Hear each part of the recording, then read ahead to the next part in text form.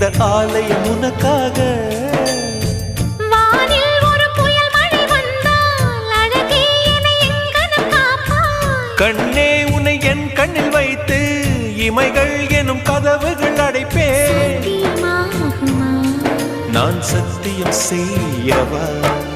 தொடு தொடுவெனவே வானவில் என்னை தூரத்தில் அழைக்கின்ற நேரம்.